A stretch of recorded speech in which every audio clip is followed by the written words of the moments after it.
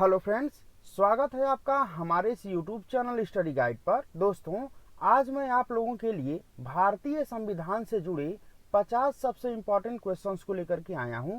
Friends, मैं आपको बता दूं कि यदि आप किसी भी गवर्नमेंट एग्जाम की तैयारी करते हैं तो इस टॉपिक से रिलेटेड क्वेश्चंस हर साल आपके एग्जाम में पूछे जाते हैं। सो फ्रेंड्स, बने रहिए वीडियो के अंत तक और चलिए शुरू करते हैं आज के अपने सेशन को पहले प्रश्न के साथ। क्वेश्चन नंबर 1, संविधान सभा में उद्देश्य प्रस्ताव निम्न में से किसने रखा था? सो फ्रेंड्स, इसका जो सही जवाब है वह ऑप्शन ए जवाहरलाल नेहरू ने। फ्रेंड्स, मैं आपको बता दूं कि संविधान सभा में जवाहरलाल नेहरू के द्वारा उद्देश्य प्रस्ताव रखा गया था। फ्रेंड्स, उद्देश्य प्रस्ताव को ही संविधान की प्रस्तावना के नाम से भी जाना जाता है। तो इस तरह से आपका ऑप्शन ए सही हो जाता है। चलिए बढ़ते हैं अगले क्वेश्चन की तरफ। क्वेश्चन नंबर 2, संविधान सभा में उद्देश्य प्रस्ताव कब प्रस्तुत किया गया था? सो फ्रेंड्स, इसका जो सही जवाब है वह ऑप्शन बी 13 दिसंबर सन 1946 में। फ्रेंड्स, मैं आपको बता दूं कि संविधान सभा में उद्देश्य प्रस्ताव को जवाहरलाल नेहरू के द्वारा 13 दिसंबर सन 1946 में प्रस्तुत किया गया था, जिसे 22 जनवरी सन 1947 को सर्वसम्मति से स्वीकार कर लिया गया। तो इस तरह से आपका ऑप्शन बी सही हो जाता है। चलिए बढ़ते हैं क्वेश्चन की तरफ। क्वेश्चन नंबर 3, भारतीय संविधान की प्रस्तावना किस देश से लिया गया है? सो फ्रेंड्स, इसका जो सही जवाब है वह ऑप्शन ए अमेरिका से। फ्रेंड्स, मैं आपको बता दूं कि भारतीय संविधान की प्रस्तावना अमेरिका से प्रेरित है। तो इस तरह से आपका ऑप्शन ए सही हो जाता है। चलिए बढ़ते हैं क्वेश्चन की तरफ। क्वेश्चन नंबर 4, विश्व का सबसे पुराना संविधान किस देश का है? सो फ्रेंड्स, इसका जो सही जवाब है वह ऑप्शन सी ब्रिटेन का। फ्रेंड्स, मैं आपको बता दूं कि विश्व का सबसे पुराना संविधान ब्रिटेन का है, वहीं विश्व का पहला लिखित संविधान अमेरिका का है। तो इस तरह से आपका ऑप्शन सी सही हो जाता है। चलिए बढ़ते हैं क्वेश्चन की तरफ। क्वेश्चन नंबर 5, भारतीय संविधान की प्रस्तावना की भाषा शैली किस देश से ली गई है? सो फ्रेंड्स, इसका जो सही जवाब है वह ऑप्शन है ऑस्ट्रेलिया से। फ्रेंड्स, मैं आपको बता दूं कि भारतीय संविधान की प्रस्तावना की भाषा शैली ऑस्ट्रेलिया से प्रेरित है। तो इस तरह से आपका ऑप्शन ए सही हो जाता है। चलिए बढ़ते हैं क्वेश्चन की तरफ। क्वेश्चन नंबर 6, किस संशोधन के द्वारा प्रस्तावना में समाजवादी, पंथ निरपेक्ष एवं अखंडता शब्द को जोड़ा गया? सो फ्रेंड्स, इसका जो सही जवाब है वह ऑप्शन बी 42वें संविधान संशोधन द्वारा। फ्रेंड्स, मैं आपको बता दूं कि 42वें संविधान संशोधन अधिनियम 1976 के तहत भारतीय संविधान के प्रस्तावना में समाजवादी, पंथ निरपेक्ष एवं अखंडता शब्द को शामिल किया गया। तो इस तरह से आपका ऑप्शन बी सही हो जाता है। चलिए बढ़ते हैं क्वेश्चन की तरफ। क्वेश्चन नंबर 7, निम्न में से किसने प्रस्तावना को भारत की राजनीतिक जन्मपत्री कहा है? सो फ्रेंड्स, इसका जो सही जवाब है वह ऑप्शन डी के.एम. मुंशी ने। फ्रेंड्स, मैं आपको बता दूं कि के.एम. मुंशी ने प्रस्तावना को भारत की राजनीतिक जन्मपत्री कहा है। तो इस तरह से आपका ऑप्शन डी सही हो जाता है। चलिए बढ़ते हैं क्वेश्चन की तरफ। क्वेश्चन नंबर 8, निम्न में से किसने संविधान की प्रस्तावना को संविधान की कुंजी कहा है? सो फ्रेंड्स, इसका जो सही जवाब है वह ऑप्शन ए न्यायमूर्ति गजेंद्र गटकर ने। फ्रेंड्स, मैं आपको बता दूं कि संविधान की प्रस्तावना को संविधान की कुंजी न्यायमूर्ति गजेंद्र गटकर के द्वारा कहा गया है। तो इस तरह से आपका ऑप्शन ए सही हो जाता है। चलिए बढ़ते हैं क्वेश्चन की तरफ। क्वेश्चन नंबर 9, निम्न में से किसने संविधान की प्रस्तावना को संविधान का परिचय पत्र कहा है? सो फ्रेंड्स, इसका जो सही जवाब है वह ऑप्शन बी ननी पालकीवाला ने। फ्रेंड्स, मैं आपको बता दूं कि ननी पालकीवाला ने संविधान की प्रस्तावना को संविधान का परिचय पत्र कहा है। तो इस तरह से आपका ऑप्शन बी सही हो जाता है। चलिए बढ़ते हैं क्वेश्चन की तरफ। क्वेश्चन नंबर 10, भारतीय संविधान में मौलिक अधिकार किस देश से प्रेरित है? सो फ्रेंड्स, इसका जो सही जवाब है वह ऑप्शन है अमेरिका से। फ्रेंड्स, मैं आपको बता दूं कि भारतीय संविधान में मौलिक अधिकार अमेरिका से प्रेरित है। तो इस तरह से आपका ऑप्शन ए सही हो जाता है। चलिए बढ़ते हैं अगले क्वेश्चन की तरफ। क्वेश्चन नंबर 11, मौलिक अधिकार का उल्लेख संविधान के किस भाग में किया गया है? सो फ्रेंड्स, इसका जो सही जवाब है वही ऑप्शन बी, भाग 3 में। फ्रेंड्स, मैं आपको बता दूं कि मौलिक अधिकार का उल्लेख संविधान के भाग 3 में अनुच्छेद 12 से 35 तक किया गया है। तो इस तरह से आपका ऑप्शन बी सही हो जाता है। चलिए बढ़ते हैं अगले क्वेश्चन की तरफ। क्वेश्चन नंबर 12, संविधान के किस भाग को भारत का मैग्ना कार्टा की संज्ञा दी गई है? सो फ्रेंड्स, इसका जो सही जवाब है वही ऑप्शन है भाग 3 को। फ्रेंड्स, मैं आपको बता दूं कि भारतीय संविधान के भाग 3 को भारत का मैग्ना कार्टा की संज्ञा दी गई है। तो इस तरह से आपका ऑप्शन ए सही हो जाता है। चलिए बढ़ते हैं क्वेश्चन की तरफ। क्वेश्चन नंबर 13, संविधान में कुल कितने मौलिक अधिकार दिए गए हैं? सो फ्रेंड्स, इसका जो सही जवाब है वही ऑप्शन बी 6। फ्रेंड्स, मैं आपको बता दूं कि मूल संविधान में कुल 7 प्रकार के मौलिक अधिकार थे, लेकिन 44वां संविधान संशोधन अधिनियम 1978 के तहत संपत्ति के अधिकार को मूल अधिकार की श्रेणी से हटा दिया गया और इस प्रकार कुल 6 मौलिक अधिकार ही बचे। तो इस तरह से आपका ऑप्शन बी सही हो जाता है। चलिए बढ़ते हैं क्वेश्चन की तरफ। क्वेश्चन नंबर 14, निम्न में से कौन सा एक मौलिक अधिकार नहीं है? सो फ्रेंड्स, इसका जो सही जवाब है वही ऑप्शन डी, संपत्ति का अधिकार। फ्रेंड्स, मैं आपको बता दूं कि मूल संविधान में कुल 7 प्रकार के मौलिक अधिकार थे, जिसमें से संपत्ति के अधिकार को 44वां संविधान संशोधन अधिनियम 1978 के तहत मूल अधिकार की श्रेणी से हटाकर इसे एक कानूनी अधिकार बना दिया गया। तो इस तरह से आपका ऑप्शन डी सही हो जाता है। चलिए बढ़ते हैं क्वेश्चन की तरफ। क्वेश्चन नंबर 15, संपत्ति के अधिकार को किस संशोधन द्वारा मूल अधिकार की सूची से हटाया गया? सो फ्रेंड्स, इसका जो सही जवाब है वही ऑप्शन ए, 44वां संविधान संशोधन द्वारा। फ्रेंड्स, जैसा कि मैंने आपको पिछले क्वेश्चन में भी बताया है कि संपत्ति के अधिकार को 44वें संविधान संशोधन अधिनियम 1978 के तहत मूल अधिकार की सूची से हटा करके कानूनी अधिकार घोषित कर दिया गया। तो इस तरह से आपका ऑप्शन ए सही हो जाता है। चलिए बढ़ते हैं क्वेश्चन की तरफ। क्वेश्चन नंबर 16, मतदान का अधिकार है। सो फ्रेंड्स, इसका जो सही जवाब है वही ऑप्शन डी, बी एवं सी दोनों। फ्रेंड्स, मैं आपको बता दूं कि भारतीय संविधान के अनुच्छेद 326 में यह प्रावधान किया गया है कि बालिग होने पर प्रत्येक व्यक्ति का मतदाता सूची में नाम दर्ज हो। तो इस तरह से यह संवैधानिक अधिकार है। वहीं जनप्रतिनिधित्व अधिनियम 1951 के धारा 62 खंड 1 में यह प्रावधान किया गया है कि मतदान का अधिकार एक कानूनी अधिकार है। तो इस तरह से आपके ऑप्शन डी, जिसमें कि बी एवं सी दोनों को शामिल किया गया है, फ्रेंड्स सही हो जाता है। चलिए बढ़ते हैं क्वेश्चन की तरफ। क्वेश्चन नंबर 17, सूचना का अधिकार है।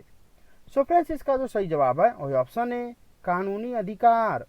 फ्रेंड्स, मैं आपको बता दूं कि सूचना का अधिकार अधिनियम 2005 संसद द्वारा पारित किया गया था। तो इस तरह से आपका ऑप्शन ए सही हो जाता है। चलिए बढ़ते हैं क्वेश्चन की तरफ। क्वेश्चन नंबर 18, शिक्षा के अधिकार को किस संशोधन द्वारा मौलिक अधिकार घोषित किया गया? सो फ्रेंड्स, इसका जो सही जवाब है वही ऑप्शन बी, 86वां संविधान संशोधन द्वारा। फ्रेंड्स, मैं आपको बता दूं कि 86वां संविधान संशोधन अधिनियम 2002 के तहत शिक्षा के अधिकार को मौलिक अधिकार घोषित किया गया, जिसके तहत भारतीय संविधान में अनुच्छेद 21A को शामिल किया गया। तो इस तरह से आपका ऑप्शन बी सही हो जाता है। चलिए बढ़ते हैं क्वेश्चन की तरफ। क्वेश्चन नंबर 19, प्रथम पिछड़ा वर्ग आयोग का गठन कब किया गया था? सो फ्रेंड्स, इसका जो सही जवाब है वही ऑप्शन है 1953 में। फ्रेंड्स, मैं आपको बता दूं कि प्रथम पिछड़ा वर्ग आयोग का गठन 1953 में किया गया था। तो इस तरह से आपका ऑप्शन ए सही हो जाता है। चलिए बढ़ते हैं क्वेश्चन की तरफ। क्वेश्चन नंबर 20, द्वितीय पिछड़ा वर्ग आयोग का गठन कब किया गया था? सो फ्रेंड्स इसका जो सही जवाब है वही ऑप्शन बी 1979 में। फ्रेंड्स मैं आपको बता दूं कि द्वितीय पिछड़ा वर्ग आयोग, जिसे मंडल आयोग के नाम से भी जाना जाता है, फ्रेंड्स इसका गठन 1979 में किया गया था। तो इस तरह से आपका ऑप्शन बी सही हो जाता है। चलिए बढ़ते हैं अगले क्वेश्चन की तरफ। क्वेश्चन नंबर 21, निम्न में से किसे काका कालेलकर आयोग के नाम से भी जाना जाता है? सो फ्रेंड्स इसका जो सही जवाब है वही ऑप्शन है प्रथम पिछड़ा वर्ग आयोग को। फ्रेंड्स मैं आपको बता दूं कि प्रथम पिछड़ा वर्ग आयोग, जिसका गठन 1953 में किया गया था, फ्रेंड्स इसे काका कालेलकर आयोग के नाम से भी जाना जाता है। तो इस तरह से आपका ऑप्शन ए सही हो जाता है। चलिए बढ़ते हैं क्वेश्चन की तरफ। क्वेश्चन नंबर 22, विधि के समक्ष समानता का प्रावधान किस देश के संविधान से लिया गया है? सो फ्रेंड्स इसका जो सही जवाब है वही ऑप्शन बी ब्रिटेन के। फ्रेंड्स मैं आपको बता दूं कि भारतीय संविधान में विधि के समक्ष समानता का प्रावधान ब्रिटेन के संविधान से प्रेरित है। तो इस तरह से आपका ऑप्शन बी सही हो जाता है। चलिए बढ़ते हैं अगले क्वेश्चन की तरफ। क्वेश्चन नंबर 23, विधियों का समान संरक्षण का प्रावधान किस देश के संविधान से लिया गया है? विधियों का समान संरक्षण का प्रावधान किस देश के संविधान से लिया गया है? सो फ्रेंड्स इसका जो सही जवाब है वही ऑप्शन सी अमेरिका के। फ्रेंड्स मैं आपको बता दूं कि भारतीय संविधान में विधियों का समान संरक्षण का प्रावधान अमेरिकी संविधान से प्रेरित है। तो इस तरह से आपका ऑप्शन सी सही हो जाता है। चलिए बढ़ते हैं क्वेश्चन की तरफ। क्वेश्चन नंबर 24, पिछड़े वर्गों के लिए शिक्षा संस्थाओं में नामांकन में आरक्षण का प्रावधान किस संशोधन द्वारा किया गया? सो फ्रेंड्स इसका जो सही जवाब है वही ऑप्शन ए 93वां संविधान संशोधन द्वारा। फ्रेंड्स मैं आपको बता दूं कि 93वां संविधान संशोधन अधिनियम 2005 के तहत भारतीय संविधान में अनुच्छेद 15 खंड 5 जोड़ा गया, जिसके तहत शिक्षा संस्थाओं में नामांकन में आरक्षण का प्रावधान पिछड़े वर्गों के लिए किया गया। तो इस तरह से आपका ऑप्शन ए सही हो जाता है। चलिए बढ़ते हैं क्वेश्चन की तरफ। क्वेश्चन नंबर 25, किस संशोधन के द्वारा आर्थिक रूप से पिछड़े वर्गों के लिए आरक्षण का प्रावधान किया गया? सो फ्रेंड्स इसका जो सही जवाब है वही ऑप्शन ए 103वां संविधान संशोधन द्वारा। फ्रेंड्स मैं आपको बता दूं कि 103वां संविधान संशोधन अधिनियम 2019 के तहत आर्थिक रूप से पिछड़े वर्गों के लिए आरक्षण का प्रावधान किया गया। तो इस तरह से आपका ऑप्शन ए सही हो जाता है। चलिए बढ़ते हैं क्वेश्चन की तरफ। क्वेश्चन नंबर 26, अस्पृश्यता उन्मूलन संबंधित प्रावधान किस अनुच्छेद में किया गया है? सो फ्रेंड्स इसका जो सही जवाब है वही ऑप्शन बी अनुच्छेद 17 में।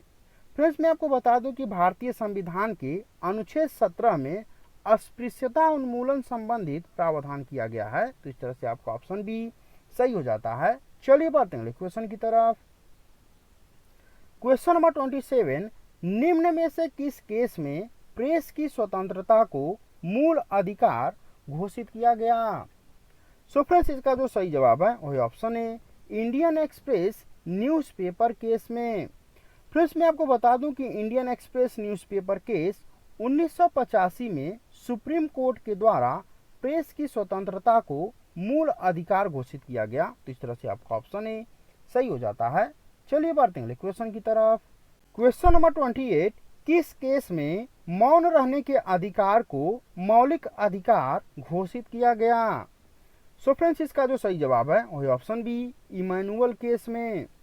फ्रेंड्स मैं आपको बता दूं कि इमैनुअल केस 1986 में सुप्रीम कोर्ट के द्वारा मौन रहने के अधिकार को मौलिक अधिकार घोषित किया गया। तो इस तरह से आपका ऑप्शन बी सही हो जाता है।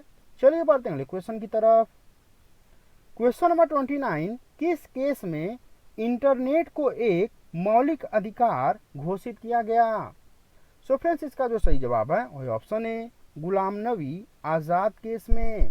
फ्रेंड्स मैं आपको बता दूं कि 2020 में गुलाम नबी आज़ाद केस में सुप्रीम कोर्ट के द्वारा इंटरनेट को एक मौलिक अधिकार घोषित किया गया। तो इस तरह से आपका ऑप्शन ए सही हो जाता है। चलिए बढ़ते हैं क्वेश्चन की तरफ। क्वेश्चन नंबर 30, निम्न में से किसे भारतीय लोकतंत्र का चतुर्थ स्तंभ माना जाता है? सो फ्रेंड्स, इसका जो सही जवाब है वही ऑप्शन डी, प्रेस को। फ्रेंड्स, मैं आपको बता दूं कि भारतीय लोकतंत्र के 3 स्तंभ विधायिका, कार्यपालिका, न्यायपालिका हैं। वहीं भारतीय लोकतंत्र का चतुर्थ स्तंभ फ्रेंड्स प्रेस को माना जाता है। तो इस तरह से आपका ऑप्शन डी सही हो जाता है। चलिए बढ़ते हैं अगले क्वेश्चन की तरफ। क्वेश्चन नंबर 31, निवारक नजरबंदी से संरक्षण का प्रावधान संविधान के किस अनुच्छेद में किया गया है? सो फ्रेंड्स, इसका जो सही जवाब है वही ऑप्शन बी, अनुच्छेद 22 में। फ्रेंड्स, मैं आपको बता दूं कि भारतीय संविधान के अनुच्छेद 22 में मनमानी गिरफ्तारी व निवारक नजरबंदी से संरक्षण का प्रावधान किया गया है। तो इस तरह से आपका ऑप्शन बी सही हो जाता है। चलिए बढ़ते हैं अगले क्वेश्चन की तरफ। क्वेश्चन नंबर 32, निवारक नजरबंदी के तहत किसी व्यक्ति को अधिकतम कितने समय तक गिरफ्तार रखा जा सकता है? सो फ्रेंड्स, इसका जो सही जवाब है वही ऑप्शन ए, 3 महीनों तक। फ्रेंड्स, मैं आपको बता दूं कि निवारक नजरबंदी के तहत किसी व्यक्ति को अधिकतम 3 महीनों तक गिरफ्तार रखा जा सकता है। तो इस तरह से आपका ऑप्शन ए सही हो जाता है। चलिए बढ़ते हैं अगले क्वेश्चन की तरफ। क्वेश्चन नंबर 33, उपाधियों का अंत संविधान के किस अनुच्छेद के तहत किया गया है? सो फ्रेंड्स, इसका जो सही जवाब है वही ऑप्शन बी, अनुच्छेद 18 के तहत। फ्रेंड्स, मैं आपको बता दूं कि भारतीय संविधान के अनुच्छेद 18 में उपाधियों के अंत संबंधी प्रावधान किया गया है। तो इस तरह से आपका ऑप्शन बी सही हो जाता है। चलिए बढ़ते हैं अगले क्वेश्चन की तरफ। क्वेश्चन नंबर 34, संविधान के किस अनुच्छेद को डॉक्टर भीमराव अंबेडकर ने संविधान का आत्मा कहा है? सो फ्रेंड्स, इसका जो सही जवाब है वही ऑप्शन ए, अनुच्छेद 32 को। फ्रेंड्स, मैं आपको बता दूं कि भारतीय संविधान के अनुच्छेद 32 को डॉक्टर भीमराव अंबेडकर ने संविधान का आत्मा कहा है। तो इस तरह से आपका ऑप्शन ए सही हो जाता है। चलिए बढ़ते हैं क्वेश्चन की तरफ। क्वेश्चन नंबर 35, किस अनुच्छेद के तहत मौलिक अधिकारों का उल्लंघन होने पर व्यक्ति सीधे सुप्रीम कोर्ट जा सकता है? सो फ्रेंड्स, इसका जो सही जवाब है वही ऑप्शन बी, अनुच्छेद 32 के तहत। फ्रेंड्स, मैं आपको बता दूं कि भारतीय संविधान के अनुच्छेद 32 के तहत यदि किसी व्यक्ति के मौलिक अधिकारों का उल्लंघन होता है तो वह सीधे सुप्रीम कोर्ट जा सकता है। तो इस तरह से आपका ऑप्शन बी सही हो जाता है। चलिए बढ़ते हैं अगले क्वेश्चन की तरफ। क्वेश्चन नंबर 36, मौलिक अधिकारों को लागू करने के लिए सर्वोच्च न्यायालय द्वारा कुल कितने प्रकार की रीट जारी किया जाता है? सो फ्रेंड्स, इसका जो सही जवाब है वही ऑप्शन सी, 5 प्रकार का। फ्रेंड्स, मैं आपको बता दूं कि मौलिक अधिकारों को लागू करने के लिए सुप्रीम कोर्ट के द्वारा कुल 5 प्रकार का रीट जारी किया जाता है, जिसमें शामिल हैं बंदी प्रत्यक्षीकरण, परमादेश, प्रतिषेध, उत्प्रेषण व अधिकार परीक्षा। तो इस तरह से आपका ऑप्शन सी सही हो जाता है। चलिए बढ़ते हैं क्वेश्चन की तरफ। क्वेश्चन नंबर 37, बंदी प्रत्यक्षीकरण का शाब्दिक अर्थ क्या है? सो फ्रेंड्स, इसका जो सही जवाब है वही ऑप्शन ए, शरीर प्रस्तुत करना। फ्रेंड्स, मैं आपको बता दूं कि बंदी प्रत्यक्षीकरण रीट के तहत न्यायालय बंदीकर्ता को यह आदेश देता है कि वह बंदी को न्यायालय के समक्ष प्रस्तुत करे। फ्रेंड्स, यह लोक अधिकारी एवं निजी अधिकारी दोनों के विरुद्ध जारी किया जा सकता है। तो इस तरह से आपका ऑप्शन ए सही हो जाता है। चलिए बढ़ते हैं क्वेश्चन की तरफ। क्वेश्चन नंबर 38, परमादेश का शाब्दिक अर्थ क्या है? सो फ्रेंड्स, इसका जो सही जवाब है वही ऑप्शन ए, हम आदेश देते हैं। फ्रेंड्स, मैं आपको बता दूं कि परमादेश का शाब्दिक अर्थ होता है हम आदेश देते हैं। इसमें फ्रेंड्स न्यायालय विधि द्वारा निर्धारित लोक अधिकारियों को अपने कर्तव्य का पालन करने के लिए आदेश देती है। फ्रेंड्स, लेकिन इसमें 2 अपवाद हैं, जिसमें राज्यपाल एवं राष्ट्रपति को शामिल किया गया है। फ्रेंड्स, राज्यपाल एवं राष्ट्रपति के विरुद्ध परमादेश रीट जारी नहीं किया जा सकता है। तो इस तरह से आपका ऑप्शन ए सही हो जाता है। चलिए बढ़ते हैं क्वेश्चन की तरफ। क्वेश्चन नंबर 39, प्रतिषेध का शाब्दिक अर्थ क्या होता है? सो फ्रेंड्स इसका जो सही जवाब है वह है ऑप्शन बी, मना करना। फ्रेंड्स मैं आपको बता दूं कि प्रतिषेध रीट का शाब्दिक अर्थ होता है मना करना, और यह न्यायिक एवं अर्ध न्यायिक संस्थाओं को उनके क्षेत्राधिकार के उल्लंघन करने से रोकता है। तो इस तरह से आपका ऑप्शन बी सही हो जाता है। चलिए बढ़ते हैं अगले क्वेश्चन की तरफ। क्वेश्चन नंबर 40, उत्प्रेषण का शाब्दिक अर्थ क्या है? सो फ्रेंड्स इसका जो सही जवाब है वह ऑप्शन ए, सूचित किया जाना। फ्रेंड्स मैं आपको बता दूं कि उत्प्रेषण का शाब्दिक अर्थ होता है सूचित किया जाना। तो इस तरह से आपका ऑप्शन ए सही हो जाता है। चलिए बढ़ते हैं क्वेश्चन की तरफ। क्वेश्चन नंबर 41, किस अनुच्छेद के तहत उच्च न्यायालय द्वारा मौलिक अधिकारों का उल्लंघन होने पर रीट जारी किया जा सकता है? सो फ्रेंड्स इसका जो सही जवाब है वह ऑप्शन बी, अनुच्छेद 226 के तहत। फ्रेंड्स मैं आपको बता दूं कि भारतीय संविधान के अनुच्छेद 226 के तहत यदि मौलिक अधिकारों का उल्लंघन होता है तो हाई कोर्ट के द्वारा रीट जारी किया जा सकता है। तो इस तरह से आपका ऑप्शन बी सही हो जाता है। चलिए बढ़ते हैं क्वेश्चन की तरफ। क्वेश्चन नंबर 42, संविधान के किस अनुच्छेद में सैनिक कानून का उल्लेख किया गया है? सो फ्रेंड्स इसका जो सही जवाब है वह ऑप्शन ए, अनुच्छेद 34 में। फ्रेंड्स मैं आपको बता दूं कि भारतीय संविधान के अनुच्छेद 34 में सैनिक कानून का उल्लेख किया गया है। तो इस तरह से आपका ऑप्शन ए सही हो जाता है। चलिए बढ़ते हैं क्वेश्चन की तरफ। क्वेश्चन नंबर 43, मौलिक अधिकार के संबंध में कानून बनाने का अधिकार किसे है? सो फ्रेंड्स इसका जो सही जवाब है वह ऑप्शन बी, संसद को। फ्रेंड्स मैं आपको बता दूं कि भारतीय संविधान के अनुच्छेद 35 के तहत मौलिक अधिकार के संबंध में कानून बनाने का अधिकार संसद को दिया गया है। तो इस तरह से आपका ऑप्शन बी सही हो जाता है। चलिए बढ़ते हैं क्वेश्चन की तरफ। क्वेश्चन नंबर 44, संविधान एक हाथ से मौलिक अधिकार देता है और दूसरे हाथ से छीन लेता है, यह कथन किसका है? सो फ्रेंड्स इसका जो सही जवाब है वह ऑप्शन ए, महावीर त्यागी का। फ्रेंड्स मैं आपको बता दूं कि संविधान आलोचक महावीर त्यागी ने कहा था कि संविधान एक हाथ से मौलिक अधिकार देता है और दूसरे हाथ से छीन लेता है। तो इस तरह से आपका ऑप्शन ए सही हो जाता है। चलिए बढ़ते हैं क्वेश्चन की तरफ। Question number 45, bill of right का संबंध किस देश से है? सो फ्रेंड्स इसका जो सही जवाब है वह ऑप्शन बी, फ्रांस से। फ्रेंड्स मैं आपको बता दूं कि बिल ऑफ राइट का संबंध फ्रांस से है। तो इस तरह से आपका ऑप्शन बी सही हो जाता है। चलिए बढ़ते हैं क्वेश्चन की तरफ। क्वेश्चन नंबर 46, निद्रा का अधिकार एक मौलिक अधिकार है, यह किस केस से संबंधित है? सो फ्रेंड्स इसका जो सही जवाब है वह option A, Baba Ramdev case से। फ्रेंड्स मैं आपको बता दूं कि बाबा रामदेव केस में सुप्रीम कोर्ट के द्वारा यह निर्धारित किया गया कि निद्रा का अधिकार एक मौलिक अधिकार है। तो इस तरह से आपका ऑप्शन ए सही हो जाता है। चलिए बढ़ते हैं क्वेश्चन की तरफ।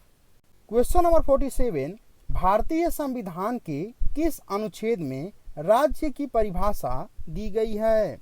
सो फ्रेंड्स इसका जो सही जवाब है वह ऑप्शन सी, अनुच्छेद 12 एवं 36 दोनों में।